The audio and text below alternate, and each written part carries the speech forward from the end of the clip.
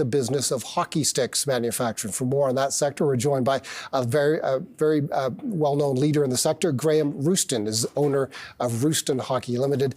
It's great to have you here. Thanks for coming in. So, tell us what your company's position in the hockey stick market, first of all. It's dominant, to say the least, correct? Well, we were founded in 1847, 20 years before Canada was a country. And back in those days, they made all kinds of farm tools and so forth. But about 125 years ago, the company started making hockey sticks.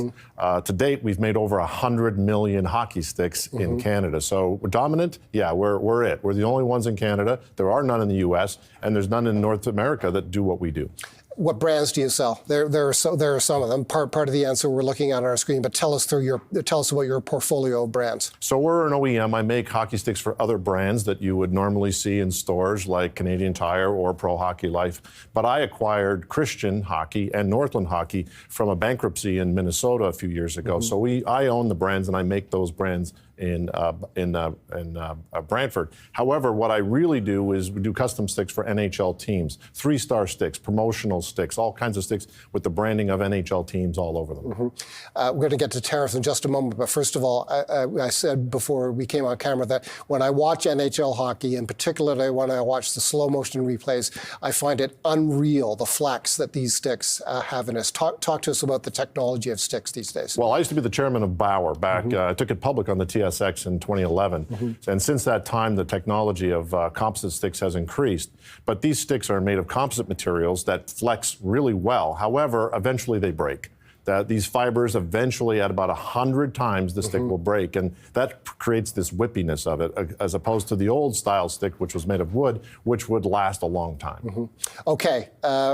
You must sell a lot of your sticks into the U.S. I assume your sticks are now going to be tariffed by the U.S. tariffs, correct? That's the unclearness of this whole situation, because we don't know. We haven't known. All of my NHL customers in the U.S., the teams that are down in the U.S. who have been buying sticks from us for 30 and 40, 50 years, are asking the same question. Will the tariff 25% be added to our invoice? And we don't know at this point in time, but we will add it to the invoice as soon as it comes into effect. So you have not been able to go through the fine print of yesterday's announcement, or the teams haven't been able to go through the fine print of the announcement? They're doing that as we're sitting here today. They're in that. That's right. I think it would be reasonable to expect. Would your base case assumption not be that the tariffs will apply? Absolutely. And we're telling people now, assume that they're going to apply, that there's going to be a 25% additional price put on the sticks, because as you know, tariffs are a tax and they get put on the consumer. And the consumer, whether it's an individual buying one stick or an NHL team buying 1,000 sticks. Right. So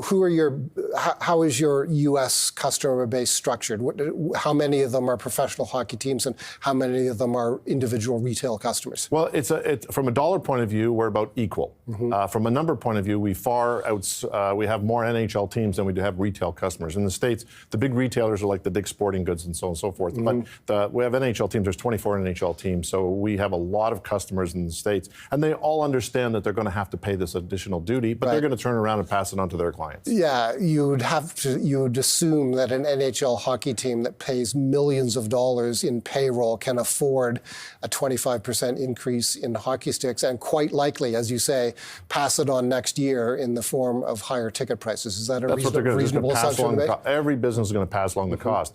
But we're in a unique situation because we're the only people that do this in North America. So if you want to try to find somebody in China that'll do it, well, it's even worse today because of the tariffs over there. So long story short is that it's beautiful to be in Canada, manufacturing in Canada. We have a strong commitment from even Canadian Tire. Greg Hicks, one of your friends, came out and with his True North strategy not too long ago. And I was on the phone just this week with Bobby Singh Randhawa, who told me, he called and said, we're going to increase our order for 2025 over 2024 by 30%, which is wonderful corporate leadership. But also they're reacting to customers. Customers want now made-in-Canada hockey sticks like never before. It sounds like your business is pretty well positioned for a couple of different reasons. You're the only supplier in the U.S. market. Your customers are unusually wealthy. They must have these products, and they're able to pass the costs on. So is your business sound here in Canada? You're not looking at reducing employment here in Canada? We're adding employment. Right. Our sales from January to March are doubled. And for individual Canadian buyers, it's doubled. I launched Sticks.com, this website, because I saw this coming. I launched STIX.com tariff.com and put it out there on social media, and our sales have doubled between January and March from our Canadian consumers because they want to support Canada, they want to support Canadian manufacturing, they want to support a Canadian company, and they're stepping up and buying made in Canada hockey sticks. The Canadian NHL teams, I assume, also buy your products, do Well, they? the Toronto Maple Leafs, I have to big shout out to Shanahan and to Keith Pelly, who when he came aboard, they were buying from my competitor overseas. One of the first things he did was he stopped that, and he places orders now with our company. So a shout out to the Toronto Maple Leafs and a shout out to Maple Leaf Sports and Entertainment and Rogers for stepping up and supporting us in a big way. Okay, let's hope for no broken sticks on the Maple Leafs during the playoffs, okay? No broken Austin Matthews sticks during the playoffs. Go Leafs. Graeme Roustan is the owner of Roustan